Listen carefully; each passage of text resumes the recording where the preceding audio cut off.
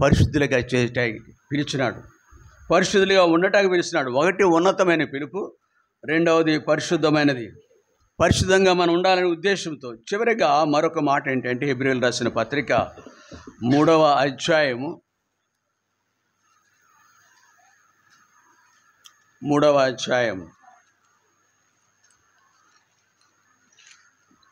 వచనం.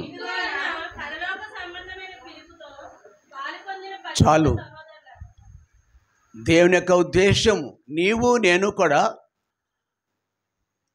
మనము ఆయన స్థాయిలో ఉండాలని, ఆయన వలే ఉండాలని, అంతేకాదు నిత్యము ఆయనతో ఉండాలని. పరసంబంధమైన పిలుపు.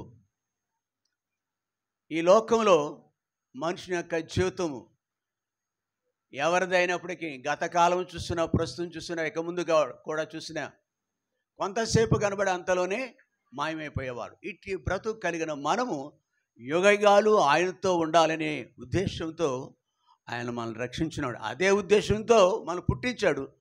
కానీ రోమపత్రిక 3:23 ప్రకారము, రోమపత్రిక 3వ అధ్యాయం 23వ వచనం ప్రకారం ఆయన యొక్క మహిమను పొందలేక, ఏ భేదములు లేదు, దేవుని యొక్క మహిమను కోల్పోయినాం. ఆయనతో యుగగాలు ఉండే ఆధిక్యత కోల్పోయినాం. పాపంలో చిత్తమైన మరణానికి పాత్రులైనాం. అయితే ఈ దౌర్భాగ్య స్థితి నుంచి విడిపించాలని దేవుడు మనల్ని ఆ ఉద్దేశంతో తన ప్రజగా చేసుకున్నాడు. అది యెహోషువకు బాగా తెలుసు. ఈ ఉద్దేశం ఆనాడు కూడా యెహోషువ మొదలగు తన ప్రజలందరినీ తన కొరకు జీవించే తన వారిగా చేసుకునే ఉద్దేశంలో ఇది అనమాట అండి. అయితే ఈ యెహోషువ గ్రంథంలో మనం చూస్తాం కదా, వారు ఎలాగున దేవునికి దూరమైనారు అనేది మనం చూస్తాం. దేవుని ప్రజలుగానే పేరు పెట్టుకుని ఉండొచ్చేమో కానీ దేవుని యందు భయభక్తులు లేని వారిగా ఉన్నారన్నమాట అండి. ఎప్పుడైతే దేవుని యందు భయభక్తులు ఉంటాయో మొట్టమొదటిగా ఆయన కొరకు జీవించాలని ఆశ, ఆయన ఉద్దేశాలు మనం చూస్తాం. ఉన్నతమైన పిలుపు, రెండవది పరిశుద్ధమైన పిలుపు, మూడవది ఈ మూడు విధాలుగా గ్రహింపు ఎప్పుడైతే మన జీవితంలో కనిపిస్తుందో దైవ భయము కనిపిస్తుంది. దేవుని కొరకు జీవించే ఆసక్తి ఉంటుంది. ప్రియుడా, ఈ భయము లోకా నుంచి, శరీరము సంబంధమైన దాన్ని బట్టి నుండి మొదలగు వాటి అపవిత్రాలన్నిటికీ దూరంగా మనల్ని ఉంచటానికి ప్రభు సహాయం చేస్తాడు. ఎప్పుడైతే ఒక వ్యక్తి దేవుని కలిగి ఉన్నామని చెప్పుకుంటూ దేవుని కొరకు గనక భయం లేకుండా ఉంటే ఆయన ఎవరు అనేది హెబ్రీయులకు రాసిన పత్రికలో మనం చూస్తున్నాం. 12వ అధ్యాయం 8వ వచనం. హెబ్రీయులకు రాసిన పత్రిక 29వ వచనం.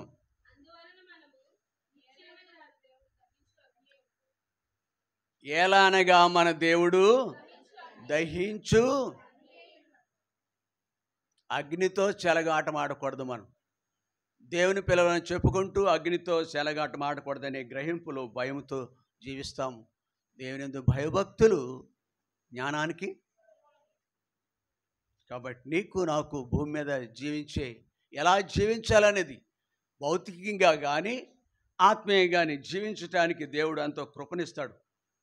ఒక వ్యక్తి గనక ఇట్లాంటి భయభక్తులు కలిగి ఉంటే ఆ వ్యక్తి యొక్క జీవితాలు ఎలా ఉంటాయనేది మనం కొన్ని దృష్టాంతాల ద్వారా పరిశుద్ధ గ్రంథంలో మనం చూడవచ్చు. సమూయేలు మొదటి గ్రంథము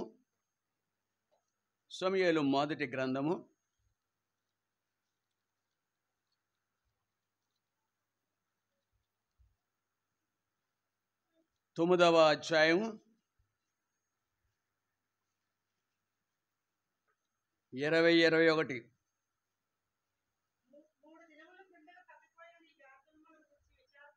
ఉమ్,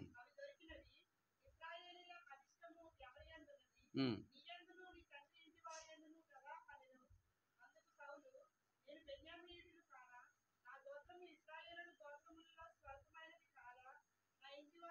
ఇక్కడ ఒక వ్యక్తిని దేవుడు దృష్టించాడు. అతడు భౌతికంగా ఎలాంటి వాడు అనేది తనే ఒప్పుకుంటున్నాడు. 3 దినముల క్రిందట తప్పిపోయిన నీ గార్ధముల గురించి విచారపడకము అంటున్నాడు. అందుకు 21వ వచనంలో, అందుకు సౌలు, నేను బెన్యామీనుడిని కానా? నా గోత్రం ఇశ్రాయేల్ గోత్రంలో స్వల్పమైనది కాదా? నా ఇంటి వారు బెన్యామీను గోత్రపు ఇంటి వారందరిలో. సరే, ఈ వ్యక్తిని దేవుడు దృష్టించి ఆయన సంకల్పం ప్రకారము భూమి మీద ఆయన కొరకు సాక్షిగా ఉంచాలని దేవుని యొక్క ఉద్దేశం. అదే సమయంలో అలాగనే మరొక వ్యక్తిని కూడా దేవుని కొరకు సాక్షిగా ఆయన స్వాస్యంగా ఉండాలని దేవుడు ఉద్దేశించినాడు. సమూయేలు మొదటి గ్రంథమే 16వ అధ్యాయం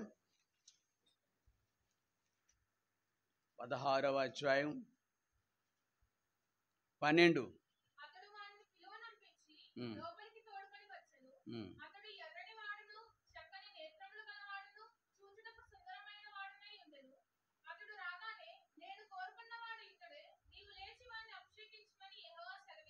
చాలు. అతడు గాడిదలు కూడా తిరిగేవాడు. ఇతడు గొర్రెలు కాసుకునే వ్యక్తి. దేవుని దృష్టికి వీళ్ళు ఏమన్నా గనులా? ప్రియ సహోదరి, ఎవరూ నశించుట ఆయనకి ఇష్టం లేదు. అందరూ అంతటా మారు మనసు పొందాలనే దేవుని యొక్క ఉద్దేశం. ఒకనాడు సౌలును దృష్టించిన దేవుడు అటుపైన దావీదును గొర్రెల వెంబడి గొర్రెల వెంబడి తిరుగులాడి ఆ వ్యక్తిని దృష్టించిన దేవుడు మనల్ని కూడా దృష్టించినాడు. ఈ సౌలు యొక్క విషయంలో ఆ దేశ ప్రజల మీద రాజుగా చేయాలనేది అది ఉద్దేశం. చూడండి, ఇక్కడ సమూయేలు మొదటి గ్రంథమే 18వ అధ్యాయం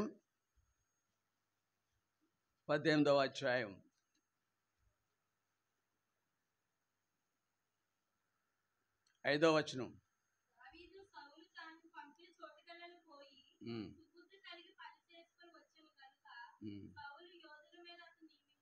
15వ వచనం.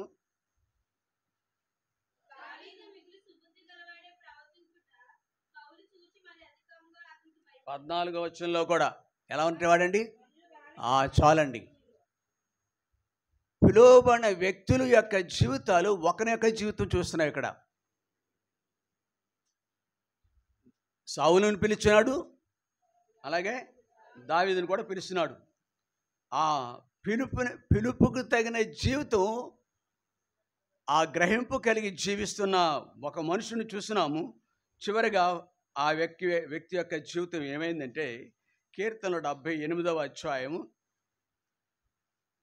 కీర్తనలు 78వ అధ్యాయం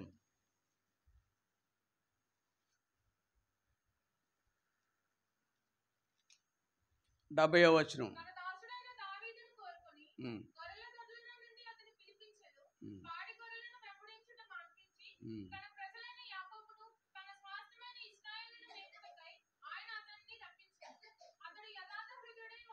నీవు నేను కూడా, మనము కూడా దేవుని చేత పిలువబడిన మనము ఉన్నతమైన పిలుపు. సాధారణంగా ఒక తండ్రి యొక్క పిల్లలకు తండ్రిని బట్టి ఒక స్థాయి ఉంటుంది. మనకు తెలుసు, ఎమ్మెల్యే, ఎంపీ, మంత్రులు, ఇట్లాగా ఆయా స్థాయిలో ఉన్న వ్యక్తుల యొక్క పిల్లలకు తల్లిదండ్రులను బట్టి ఒక స్థాయి ఉంటుంది. నన్ను పిలిచిన దేవుడు, ప్రేమించిన దేవుడు,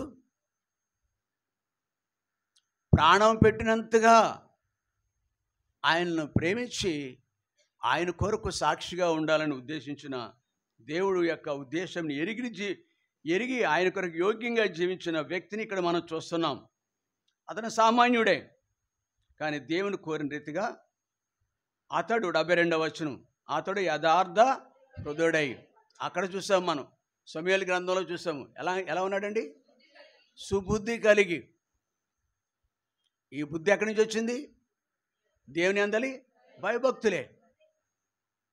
స్వాభావికంగా మనలో మంచి ఉండదు అని బైబిల్ సెలవిస్తుంది. కాబట్టి నీవు నేను ఈ మందిరంలో కూర్చోవడం కూడా ఇది ఉన్నతమైన స్థానమే. ఈ లోకంలో నుంచి మనం ప్రత్యేకించుకున్నాడు. శరీరం నుంచి, లోకం నుండి, సమస్త విధమైన దోషం నుండి విడుదల కొరకు ఆయన చేసిన కార్యం ఎంత గొప్పదండి. ఇశ్రాయేలు నీ భాగ్యం ఎంత గొప్పది. యెహోవా రక్షించిన ఆయన నిన్ను పోలినవాడు ఎవడు.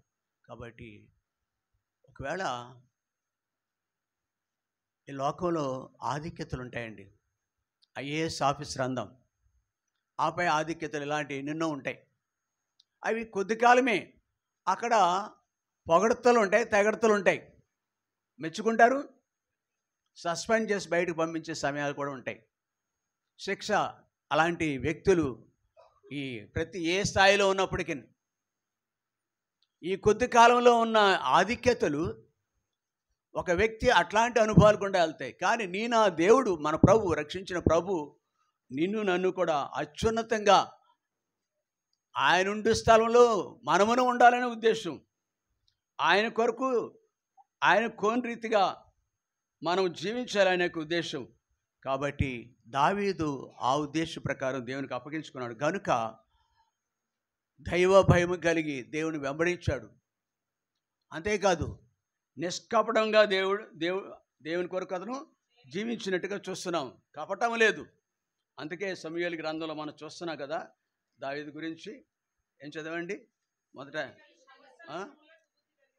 సమస్త విషయంలోనూ ఆర్ వి ఫెయిత్ఫుల్? మనం దేవుని కొరకు నమ్మకంగా ఉంటున్నామా? నిష్కపటంగా ఉన్నాం? బైబిల్ చదివే దగ్గర, ఆయనకి సమయం ఇచ్చే దగ్గర, సాక్ష్యం ఇచ్చే దగ్గర, సువార్త చెప్పే దగ్గర, ఇక్కడైతే నలుగురు మధ్య నిలబడతాం కానీ వీధిలో వెళ్ళి నలుగురికి సువార్త చెప్పాలంటే ఏంటోనండి. పొద్దునుంచి బాగున్నాను, ఇంతవరకు బాగున్నాను. మనం అట్లాంటి వ్యక్తులుగా కనపడం.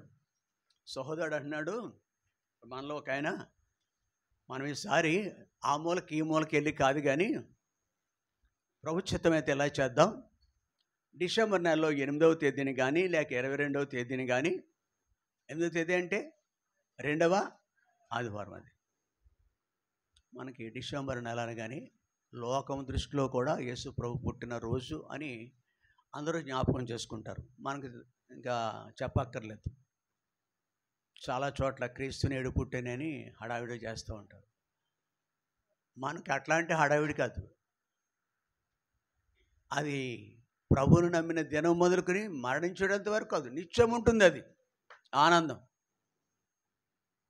ప్రభుని ఎరిగిన మనకు ఆ సందర్భాన్ని పురస్కరించుకొని భయంతో కాకుండా కొంచెం ధైర్యంగా మనము ఆయన గురించి బుద్ధి కలిగి సువార్త చేద్దామని ఒక తలంపు వచ్చింది. దాని ప్రకారం రెస్ట్ హౌస్ రోడ్డు, శంకర పద్దయ్య వీధి, లేకపోతే మరికొన్ని వీధులు ఏదైనా కావచ్చు, మెయిన్ రోడ్డే కావచ్చు, సువార్త చేయాలి. ఎంతమంది రెడీగా ఉన్నారు? Maybe 8th of December, December 8వ తేదీ కానీ లేక 22వ తేదీ.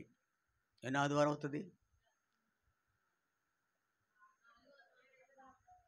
4వ ఆదివారం. కాబట్టి అది చేయాలంటే కొంచెం ప్రయాసపడాలి. ఏం చేయాలయ్యా? హలో, ఏం చేయాలి?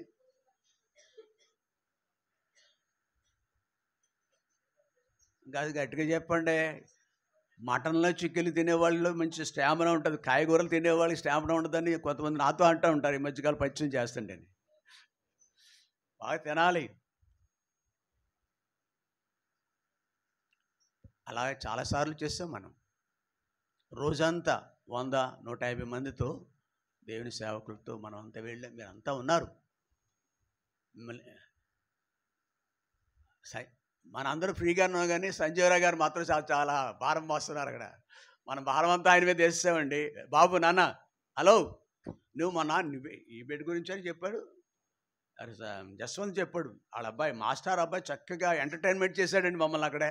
కొడుక కుదరండి ఎంటర్టైన్ చేయటం అబ్బాయినా మరి హలో అలా no not at all good నానా ప్లీజ్ సిట్ ఇన్ ద చైర్లో కూర్చోవాలి, డాడీ మీద కూర్చోకూడదు. మీ స్కూల్లోనూ డాడీ మీద కూర్చోంటున్నావా లేకపోతే నీ క్లాస్లో కూర్చోంటున్నావా? Is it good? No, sit in the chair otherwise on the floor. మీ డాడీ టీచర్ కాబట్టి నేను ఇంగ్లీష్ బాగా వచ్చని నేనుతో ఇంగ్లీష్లో మాట్లాడుతున్నాను. అలా కూర్చోకూడదు. మనం చెప్పేవారు. సరే ప్రియులారా, దేవుని యందు భయభక్తులు గలవారమని దాంట్లో భాగం ఏమిటంటే ఆయన గురించి, తండ్రి గురించి చెప్పుకోవటానికి ఎవరైనా సిగ్గుపడతారు. అతను నా తండ్రి అని చెప్పటాకే, కానీ మనం సిగ్గుపడతాం. నేను బయట ఉన్నతమైన స్థాయిలో ఉన్నాను. ప్రభాకర్ థామస్ అనుకుంటా, Thomas Prabhakar, one of the IAS officer who ruled this Andhra Pradesh. He was ruled. ఒకప్పుడు కలెక్టర్గా ఉండేవాడు. ఇట్లాంటి వాళ్ళు చాలామంది దైవజనుడు భగత్ సింగ్ గారితో కలిసి పరిచర్లో ఉండేవాడు. వారట సువార్త మాత్రమే కాదు కానీ ఆయన అబ్బాయి ఉండి నుంచి వచ్చిన కిరణ్, ఈరోజు నీకు డ్యూటీ అక్కడ ఉంటుంది, పేరు పెట్టి పలానా పేరు తెలిస్తే, లేదా వేలు పెట్టి ఎక్కడ డ్యూటీ అమ్మా ఆ చెప్పులు స్టాండ్. అతను లీడర్గా ఉండాలో ఒక చెప్పులు బాగు చేసే అబ్బాయి. మనకు కూడా ఒక ఆయన ఉన్నారు ఇక్కడ నమ్మకంగా. ఇందాక నేను అటు వెళ్ళేటప్పటికి ఇక్కడ నేను ఎందుకున్నాను అనుకున్నారు అంకులు, అన్యత భావించొద్దు నా గురించి, నేను ఇక్కడ పెద్ద గొప్ప అతని గురించి మరో ఏ తలంపు వచ్చి ఇక్కడ ఎందుకున్నాను అంటామేమని కంగారు పడుతున్నాడు. ఐఎమ్ మెంట్ ఫర్ ద చెప్పులు స్టాండ్ అంటున్నాడు. ప్రియుడా, ఈ హంబుల్డ్ హిమ్సెల్ఫ్ ఫర్ అస్. ఆ సత్యం తెలుసా? ఆయన దేవుడై ఉండి, అవునా, ఉందా బైబిల్లో ఉందా? దేవునితో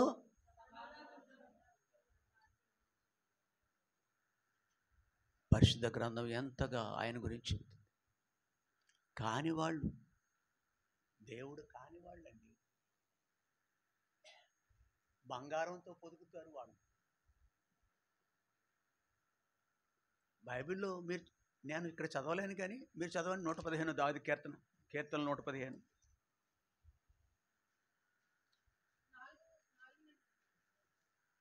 వాటి విషయంలో సిగ్గుపడరే, వేలాది మంది రోడ్లంట భజనలు చేస్తున్నావు.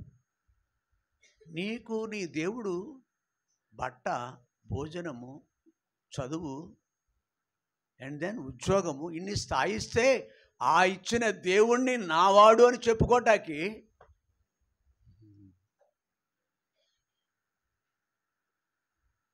రాలేనండి. ప్రియుడా, దావీదు అలాంటి వాడు కాదు. ప్రారంభం నుండి కూడా మిమ్మల్ని పిలిచిన దేవుడు నమ్మదగిన వాడు. ఆయన కొరకు మనం అలాగను ఉద్దేశం. నేను వెండి బంగారాలు కోరట్లేదే, ఆయన ప్రాణం దానం చేశాడు. అలా ప్రాణం ఇవ్వక్కర్లేదే మనం. జస్ట్ లివ్ ఫర్ హిమ్, ఆయన కొరకు జీవించుట మాత్రమే. సమయం దగ్గర, సాక్ష్యం దగ్గర, ఆయన ప్రభు, బంధువుల దగ్గర లేదు.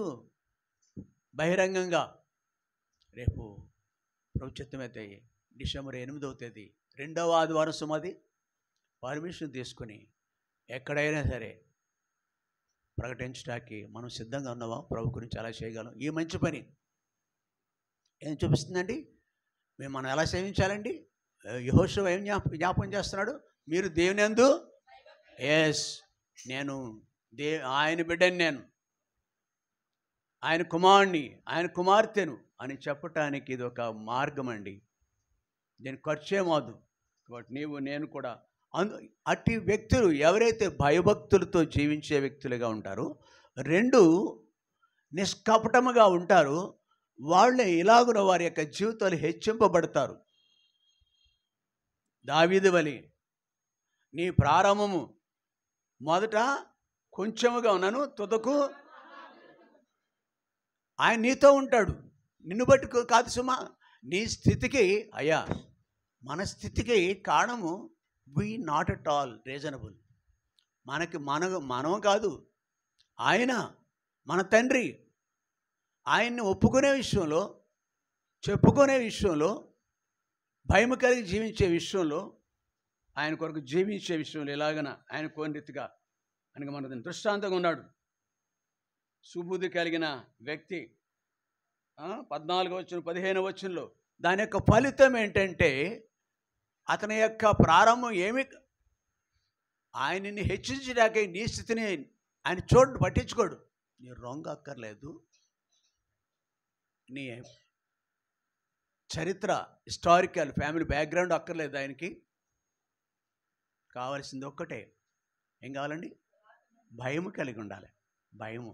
2 నిష్కపటమైన, నిష్కపటంగా, కపటం లేదు. ఏంటి? ఏ విషయంలో? తను నియమించిన ఈ సౌలు దగ్గర అదే సౌలు ఏం చేస్తున్నాడో చూడండి. ఈ వ్యక్తి ఏం చేస్తున్నాడు? ఈ సౌలు యొక్క జీవితాన్ని కనుక మనం చూస్తే, ప్రారంభం గొర్రెలు కాసుకునేవాడే, ఏంటవి గాడిదల వెంబడి తిరిగే ఈ వ్యక్తి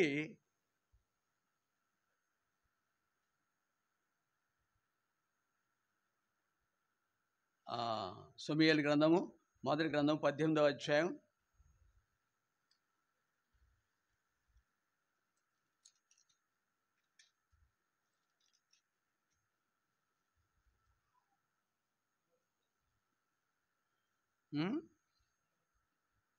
చదువు 9. చూసారా ఏముందండి?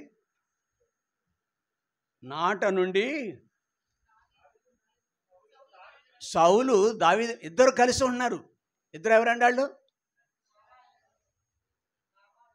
దేవుని పిల్లలే, దేవుని చేత పిలవబడ్డవారు, అభిషక్తులు. ఇతను అభిషక్తుడే, అతను అభిషక్తుడే. ఏ కీడు చెయ్యని సుబుద్ధి కలిగిన తోటి వ్యక్తిని ప్రేమించడం బదులుగా ఏం చేస్తున్నాడండి? తోటి వారినితో మనం మాట్లాడటానికి కొంచెం హెసిటేట్ చేయొచ్చు, కలిసి నడవటానికి మరికి ఇంకాస్త ఇబ్బంది పడొచ్చేమో. మరి అలాంటి నిన్ను ఆయన ప్రేమించాడు కదా. ఇక్కడ చూడండి, ఆయన కొరకు సుబుద్ధి కలిగి ప్రాణాన్ని సహితం తెగించి తన కొరకు జీవించే విషయంలో ఆసక్తి కలిగిన ఈ యొక్క దావీదును మీద బిషపు చూపు నిలిపినాడటండి. 19వ అధ్యాయం 9వ వచనం. 19వ అధ్యాయం.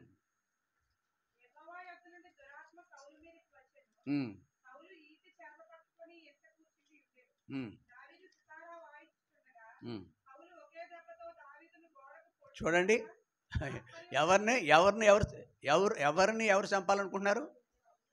సుబుద్ధి కలిగిన ఒక వ్యక్తిని, తన పరిచర్య చేసే ఒక వ్యక్తిని, దేవుని చేత అభిషేకింపబడిన ఒక వ్యక్తిని, మరొక దేవుని చేత అభిషేకింపబడిన దేశానికి రాజుగా ఉంటున్న ఆ సౌలు నిష్కారణముగా కపటముతో విషపు చూపు నిలిపి హత్య చేయాలని చూస్తున్నాడు.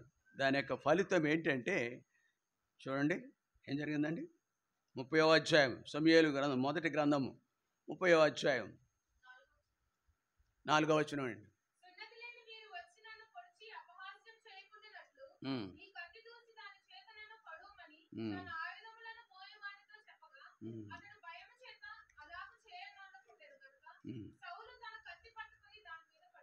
చాలండి. ఏంటి ఫలితం ఏంటండి? నిన్ను నన్ను మనలందరినీ పిలిచిన మన ప్రభువు ఆయన కొరకు భయంతో జీవించాలని, నిష్కపటంగా జీవించాలని. 3వ మాట ఏంటండి? సత్యముతో ఆయన మనం సేవించాలి. మన పితరులు కలిగి ఉన్నారే ఏంటవి? కానివి వాటికి దూరంగా ఉండాలనే ఉద్దేశం, ఈ ఉద్దేశంతో నిన్ను ఆయన పిలిచినాడు. ఆయన స్వాస్యంగా చేసుకుంటే ఆయనను కొరకు జీవించే తోటి వ్యక్తిని కీడు చేయాలని, ఆయన దేవుడు కోరిన రీతిగా లేడు కదా, తోటి వ్యక్తి కీడు చేయాలని ప్రయత్నం చేస్తే దాని ఫలితం ఏం జరిగిందంటే, అప్పుడు 4వ వచనానికి మనం చూస్తే, అప్పుడు సౌలు సున్నతి లేని వీరు వచ్చి నన్ను పొడిచి అపహాసం చేయకున్నట్లు నీ కత్తి దూసి నా దాని చేత నన్ను పొడవని తన ఆయుధం మోయవానితో చెప్పగా, అది చేయలేదు. ఇతని కత్తి చేత ఇతనే హతమైనట్టుగా మనం చూస్తున్నాం. కాబట్టి ప్రియుడా, దేవుని పిల్లల్ని చెప్పుకుంటున్నాం మనము. ఈ ఇద్దరు వ్యక్తుల్లో ఒక వ్యక్తి ఎవరండి? సౌలు. ఇద్దరు దేవుని పిల్లలే. మరొక వ్యక్తి ఎవరు? దావీదు. ఒకరు ఆయన భయభక్తులు కలిగి జీవిస్తున్నారు, 2 నిష్కపటంగా జీవిస్తున్నారు, 3వది సత్యంతో వెంబడిస్తున్నారు. ఆ వ్యక్తి జీవితం హెచ్చింపబడింది, అభివృద్ధి చెందింది. ఈ వ్యక్తి జీవితం తన కళ్ళ ముందే తను త్రోసివేసినాడు, తాను హతమైనాడు. అదే సమయంలో 78వ కీర్తన 72వ వచనం ప్రకారం, కీర్తనలు 78వ అధ్యాయం 72వ వచనం ప్రకారం, చూసావా, రాజును త్రోసివేసి తిరిగి రాజు చేయబట్టాకి ఆధిక్యతలు కాదు కానీ దేవుని యొక్క కృప. అందుకే ఆ దావీదు అంటాడు, నీ కృప ఆకాశం కంటే ఎత్తైనది, జీవం కంటే ఆ కృప నిన్ను నన్ను. ఒకనాడు హనోకుతో ఆ కృప కలిగిన దేవుడు నడిచాడు. ఆ కృప కలిగిన దేవుడు కృపను బట్టి నాహును కూడా నీతివంతుడిగా చేసినాడు. యుగాంతంలో మనల్ని కూడా ఆయన ఏర్పాటు చేసుకున్నాడు. ఆయన కొరకు మనం ఎలా చేస్తున్నాం? బలలో పాలు పొందే మనం, అయ్యా బలలో పాలు పొందే మనం ఆయన కృపను నిరర్ధకం చేస్తూ భయం లేకుండా ఉంటున్నామా? విషపు చూపుతూ నేర్పుతున్నామా?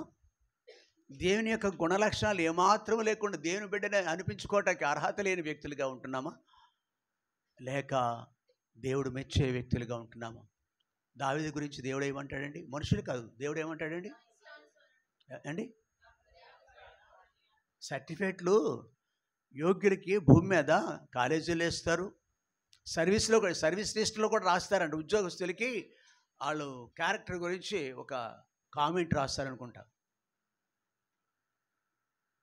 కాన్ఫిడెన్షియల్ రిపోర్టు అని. ఎంత శ్రేష్ఠుడో ఉద్యోగి, అది అతన్ని హెచ్చిస్తుంది, సంతోషపెడుతుంది. తాత్కాలికంగా అది నువ్వు 20 ఏళ్ళు 30 ఏళ్ళు పనిచేస్తున్నప్పుడు అలాంటి ఒక వ్యక్తికి ఎంత ఆధిక్యతలు తెలుసా? మెడల్స్ చూపిస్తారు ఒక ఇంటికి వస్తే, ఆ బిడ్డ సాధించిన మెడల్స్ను. అంటే ఆధిక్యతలు. నీ దేవుడు, నా దేవుడు ఒక వ్యక్తిని, సామాన్యమైన వ్యక్తిని తన బిడ్డకే చేసుకున్నప్పుడు దేవుడు కోరిన రీతిగా భయం కలిగి ఉన్నాడు, నిష్కపటంగా 3 సత్యంతో సేవించే వ్యక్తిగా. కాబట్టి మనము కూడా అలా ఉంటున్నాము.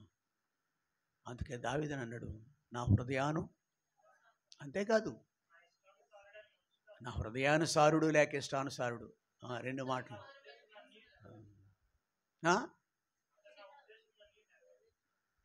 దేవుని యొక్క ఉద్దేశాలు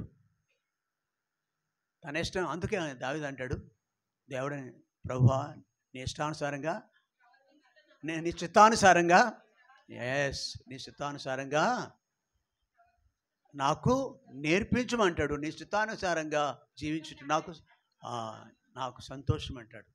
కాబట్టి మనం కూడా దృష్టాంతంగా మన ముందు ఉంచిన వ్యక్తులు దృష్టాంతంగా చూసుకొని భయం కలిగి బలలో పాలు పొందాలని మన లేఖనం హెచ్చరిస్తుందండి. క్రొత్త నిబంధనలో కూడా ఇట్లాంటి దృష్టాంతాలు మనం చూడగలం. మత్తయి అపోస్తుల కార్యాలు 1వ అధ్యాయం, దేవుని చేత పిలువబడిన వాడు ఉన్నతమైన పిలుపు కలిగి ఉన్నాడు, పరిశుద్ధమైన పిలుపు, అంతేకాదు పరలోక సంబంధమైన పిలుపు కలిగిన మనము ఉచితంగా పిలువబడ్డాం, యోగ్యతను బట్టి కాదు సుమా. అపోస్తలుల కార్యాల్లో 1వ అధ్యాయము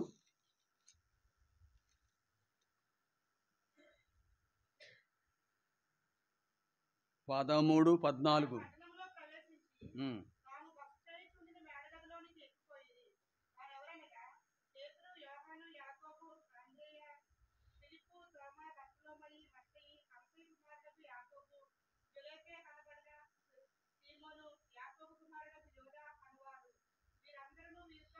సరే బాగుందమ్మా. ఎంతమంది పేర్లు వచ్చినాయి ఇక్కడ? అక్కడ పెడతారా? నా బైబిల్లో 12 వచ్చినాయి. మీకు ఎన్ని వచ్చినాయి చెప్పండి? 12 ఉన్నాయంటారా?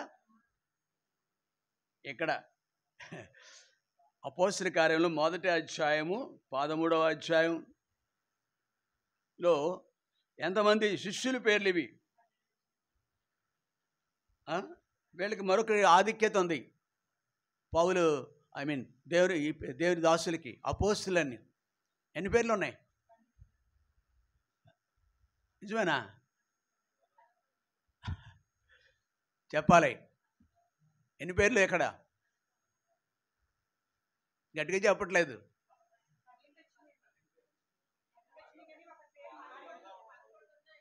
పదకొండు పేర్లే ఉన్నాయండి. నా బైబిల్లో 11 ఉన్నాయి అక్కడ. కానీ చూడండి, ఆదిలో ప్రారంభంలో ఇక్కడికి వచ్చేటప్పుడు ఎలా ఉంది? మత్తయి సువార్త 10వ అధ్యాయం చూద్దాం. మత్తయి సువార్త 10వ అధ్యాయం 2వ వచనం నుండి. అక్కడ 12 మంది కాదు. అపోస్తలుల కార్యాల్లో 1వ అధ్యాయంలో ఆ 12 మంది లేరు. ఆ 12 మంది అపోస్తలుల పేర్లు ఏమనగా, మొదట పేతురు అనబడిన, ఈయన ఎప్పుడో మొదటే ఉంటాడు. కొంతమంది మాత్రం సంఘంలో ఆ మందిరంలో 9 అవ్వనవరండి, వృద్ధులు సైతం వచ్చేస్తారండి. అంటే ఏ పని లేదంటారు వాళ్ళకే? నో. ఎంత బలహీనంగా ఉంటుందో తెలుసా? చెల్లి రోజులు ముఖ్యంగా వృద్ధాప్యం ఎంత భారమో తెలుసా? వాళ్ళకున్న సమస్యలు ఎవరికి ఉండవు. అప్పుడే ఆ రోజే కనిపించేది దానికి షుగర్ ఉందని, 300 షుగర్ ఉందని. ప్రాణం ఎంత అయిపోద్ది, నీ ముఖం ఎంత అయిపోద్ది. అలాంటి సమస్యలు కలిగి ఉన్నా కానీ they never fail to attend early to the church of God. దేవుని ఆలయానికి వచ్చే విషయంలో వాళ్ళు ఎప్పుడు కూడా నిర్లక్ష్యం చేయరు. సాధారణంగా ఒక మాట ఉంటుంది లోకంలోనండి, ఎదిగే కొలిది అదే లోపం మనలో. మనం ఎంతగా అభివృద్ధి చెందుతుంటామో అంతగా మనకి అహంభావం పెరుగుతుంది, అలసత్వం పెరుగుతుంది. అలసత్వం అంటే చాలు, పర్వాలేదు వెళదాం, ఎంతో దూరం. సిద్ధపట్టాకి ఆశ్రయులు ఎక్కడ? లూకాసు వార్త 24 అధ్యాయం అనుకుంటా. అవునా? లూకాలో కూడా ఉందేమో. సరే మత్తయి చూడు.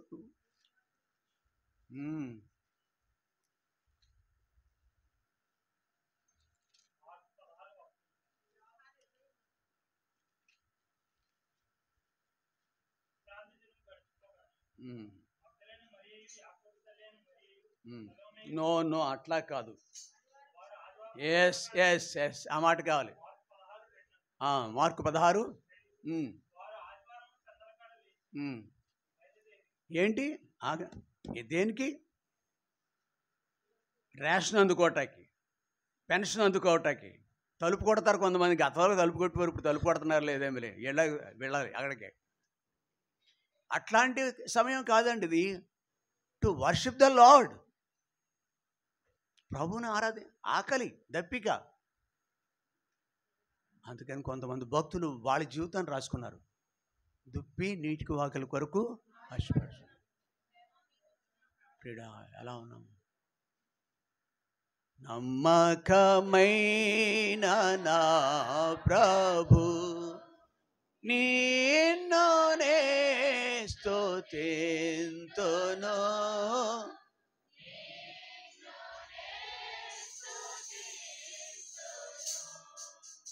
నమ్మకమైన నా మనం చెప్పాము దేవుడు ఎంత అత్యున్నతమైన ఉద్దేశం, మహోన్నతమైన పిలుపు, పరిశుద్ధమైన, the call itself holy. ఆయన నోట నుండి ఉచ్చరించే మాటలు పరిశుద్ధమైనవి, జీవంతో కూడినవి.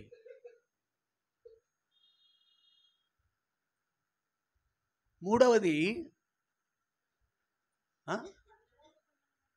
యుగ ఆయన పరసంబంధమైన వాడు. ఆకాశం మహాకాశం పట్టజాలని దేవుడు. ఆ పరమందు నివసించే ప్రభు మనల్ని సదాకాలం అక్కడ, ఇది తాత్కాలికమైనది. అందుకే మన గురించి వాక్యము, పాటలు కూడా ఏం చెప్తాయి? పరదేశులము. అవునా? కాదని చెప్పమానండి ఎవరైనా? ఎంతటి స్థిరుడైనా కానీ నీడంతా అస్సలు కొంతసేపు కనబడి, ఇట్లాంటి మనుషునికి పట్ల దేవుడు కలిగి ఉన్న ఉద్దేశం అదే అయింది.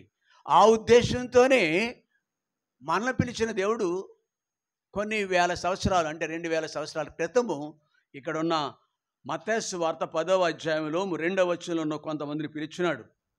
పిలిచిన వారిలో కొంతమంది పేర్లు మనం చదువుతాము, అక్కడ కూడా చూసాము, ఆ అపోస్తల కార్యాల్లో కూడా చూసాము. ఇక్కడ చూడండి, 4వ వచనం చదవండి.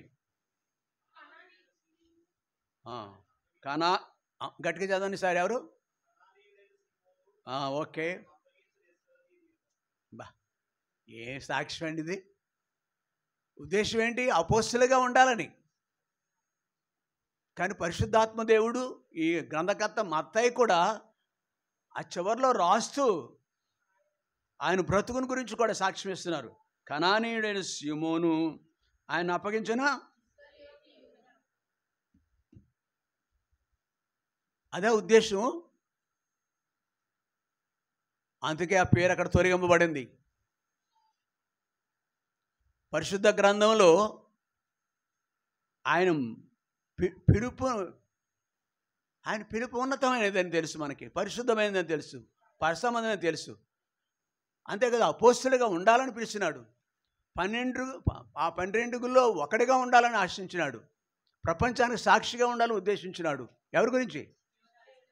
ఈ పిలువబడిన వాళ్ళు. నీవు నేను కూడా అంతేనండి. కొంచెం కింద కొంతమంది వాళ్ళ కుటుంబాలు ఇక్కడ దింపేసి వెళ్ళిపోయి ఉంటారు. వీళ్ళు ముఖం చాటేసుకుంటూ ఉంటారు కొంతమంది అండి.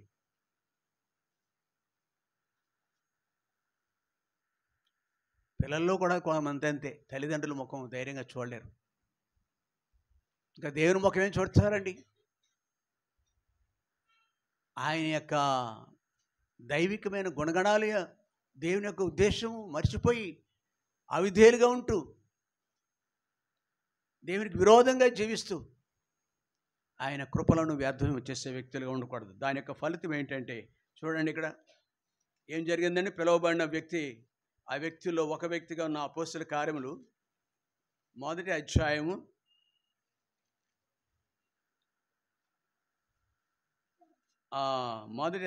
18వ వచనం. ఏంటండి? అతను ఎవరు? యోధా, అపోస్తలులో ఒకడండి. ఈ యోధా ద్రోహం వల్ల సంపాదించిన రోకలిచ్చి ఒక పొలమును కొనెను. రోకలు తీసుకున్నాడు, పొలమును కొన్నాడు. దాని తర్వాత అండి,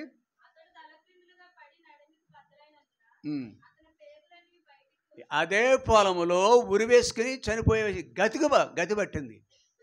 ప్రారంభం బానుంది. దేవుని బిడ్డగా, అపోస్తలుడిగా, అద్భుతాలు చేసే వ్యక్తిగా కాదు. అది ఆ మాట అన్నమాట అండి. ఉదాహరణకి ఎలా అందామండి, మన రాష్ట్రాన్ని పాలించే ముఖ్యమంత్రి ఉంటాడు, దేశాన్ని పాలించే ప్రధానమంత్రి ఉంటాడండి. దాంట్లో ఒక క్యాబినెట్ మినిస్టర్గా ఉండాలంటే, అందున ఫైనాన్స్ మినిస్టర్గా ఉండాలంటే, is it not great thing? రాష్ట్రంలో ముఖ్యమంత్రి దగ్గర ఒక ఎమ్మెల్యేగా ఉండటం కాదు, మినిస్టర్, ఫైనాన్స్ ఆర్థిక మంత్రిగా ఉండటం గొప్ప కదా? బ్యాంక్ మేనేజర్గా ఉండటం. ప్రియ సహోదరి, ఇట్టి ఆధిక్యతలు దేవుడికి మనకి ఇస్తున్నప్పుడు అటు దేవుడికి అవిధేయుడిగా ఉండటం, దాని ఫలితం ఎంత కీడో. కాబట్టి మనం జాగ్రత్త పడదామా. అందుకే యెహోషువ అంటున్నాడు, చదవండి ఆ భాగం, 14వ వచనం, 24వ అధ్యాయం.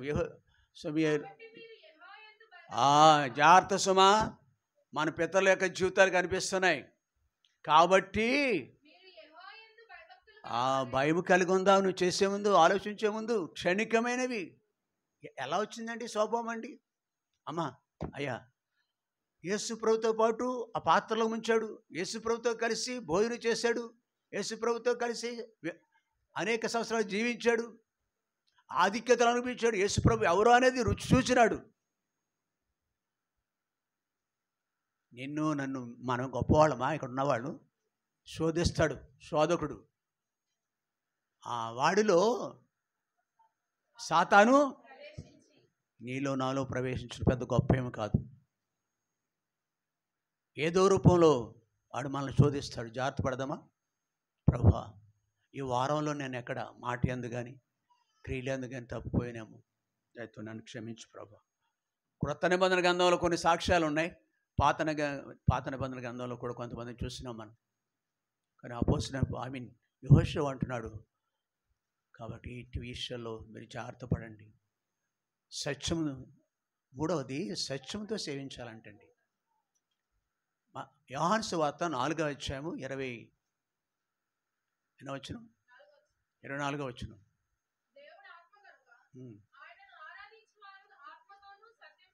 చాలా అండి. సత్యం అనగా మన కళ్ళను ఉన్న చీకటిని పూర్తిగా తీసివేస్తుందండి. ఎప్పుడైతే ఒక వ్యక్తి ప్రభువైన యేసునందు విశ్వాసం ఉంచుతాడో అతనిలో ఉన్న చీకటి అంతా పోతుంది. యేసు ప్రభు యొక్క స్వభావం వచ్చేస్తుంది. యేసు ప్రభు అంటాడు, నేనే మార్గము. వి బికమ్ ఆల్సో ట్రూత్ అనమాట. We also truth. ఆయన సత్యం కాదు, మనం కూడా ఆ గుణగణాలు.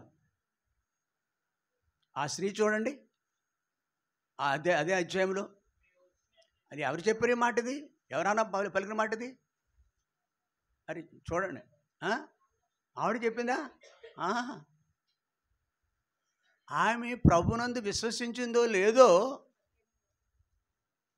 చీకటంతా పోయింది ఆవిడలో ఉన్నదంతా.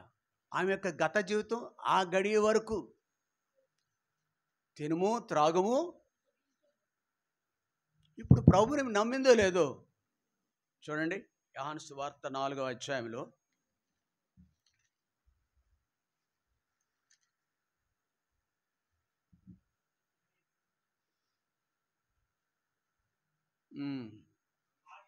ఏ 28వ వచనం చాలు. 39వ వచనం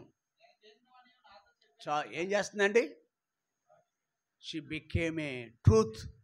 ఆయన సత్యం, అలాగే మనం కూడా అంతే. We have to witness about the truth.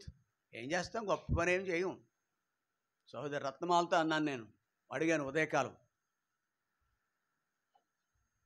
అమ్మ ఏం జరిగింది, నేను మినిస్ట్రీ పరిచర్య ఎలా జరిగింది అని. పెద్ద ఎవరితో మాట్లాడలేదు, కానీ ఏం చేస్తుందంట? పత్రికలు అంతే కదా, పత్రిక వాళ్ళతో మాట్లాడతాయి. జీవంతో కూడిన పత్రికలు అవి. మనం కూడా ఒక పత్రిక ఇవ్వటమే సుమా. సత్యంతో సేవించటం అంటే ప్రభువుని కలిగి సేవించటం, ప్రభు కొరకు జీవించటం. 4వది చివరిగా మన వాళ్ళ పితరులంట అద్దరి ఉన్న వాళ్ళు ఎలా ఉన్నారండి? విగ్రహాలు. చూడండి ఇక్కడ ఆ మాట చూసుకుని మనం చివరిగా యెహోషువ గ్రంథము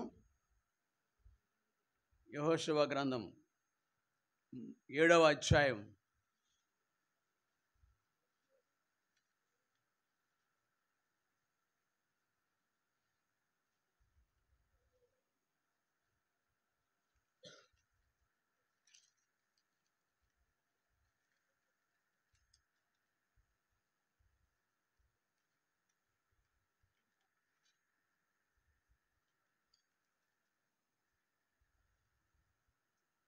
మొదటి వచనం. ఉమ్, ఉమ్, ఉమ్, ఉమ్,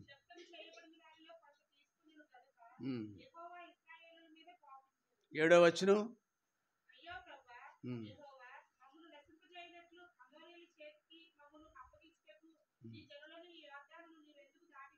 చూసారా, ఒకప్పుడు ప్రభుని వెంబడించిన ఈ వ్యక్తి ప్రభు కొరకు చాలా కాలం జీవించాడు. ఎంతకాలం అండి? ఐగుప్తు నుండి యోర్దాను నది దాటడానికి కాలం ఎంత పట్టింది? 40 సంవత్సరాలు.